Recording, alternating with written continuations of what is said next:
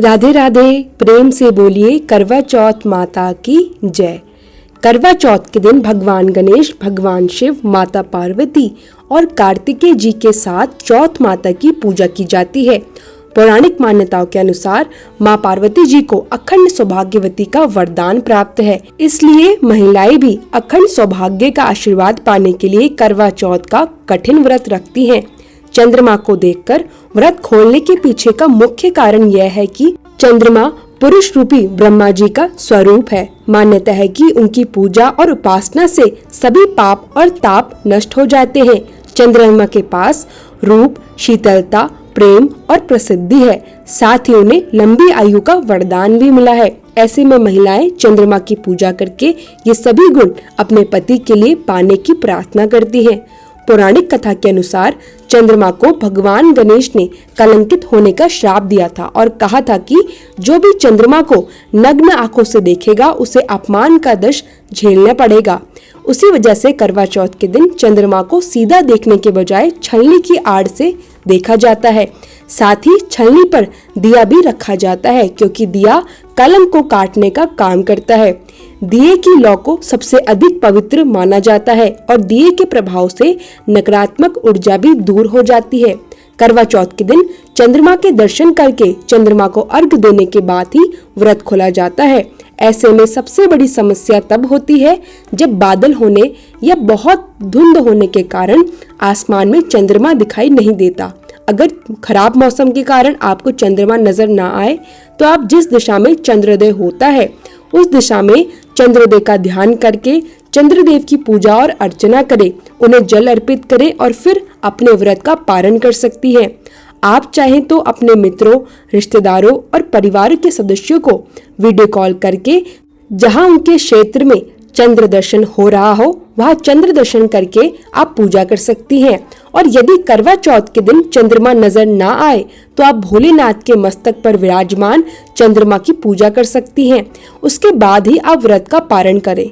रात लगभग 8:33 के आसपास आप कच्चे चावल से चौकी या प्लेट पर चंद्रमा की आकृति बनाकर अर्घ चंद्र का निर्माण कर सकती हैं। इसके लिए चांद निकलने की दिशा में एक छोटी चौक पर लाल वस्त्र बिछाएं। अब इस पर अक्षत से चंद्रमा की आकृति बनाएं, चंद्र देवता का आवाहन करें और मंत्र जपें।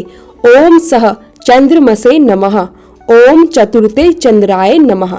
इन दोनों मंत्र का जाप करें और विधिवत पूजा करने के बाद आप अपने व्रत का पारण कर सकती हैं।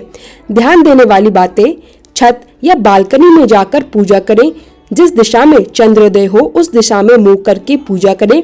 नीचे गमला या खाली बर्तन रखें ताकि जल के अर्घ्य के छींटे आपके पैरों पर ना पड़े। चौकी पर अक्षत से बनाई गई चंद्रमा की आकृति के सामने चंद्र देवता का आवाहन करें। उसके बाद आप पति के दर्शन करें। जैसे छलनी से चंद्रमा देखा जाता है उसी प्रकार चौकी पर विराजित चंद्रमा को देखें और फिर अपने पति को देखें। यह प्रक्रिया 7 बार दोहराएं। इसके बाद आप अपने पति के हाथों से जल पीकर व्रत का पारण कर सकती हैं। हर साल कार्तिक मास के कृष्ण पक्ष की चतुर्थी तिथि पर करवा चौथ का व्रत रखा जाता है। इस बार चतुर्थी तिथि प्रारंभ हो रही है 9 अक्टूबर गुरुवार की रात 10:55 से समाप्त होगी 10 अक्टूबर शुक्रवार की शाम 7:38 पर। इसलिए इस बार उदय तिथि के अनुसार 10 अक्टूबर शुक्रवार को ही करवा चौथ का व्रत रखा जाएगा। इसी दिन कार्तिक मास की संकष्टी चतुर्थी भी रहेगी। करवा चौथ के व्रत को कर्क चतुर्थी भी कहा जाता है।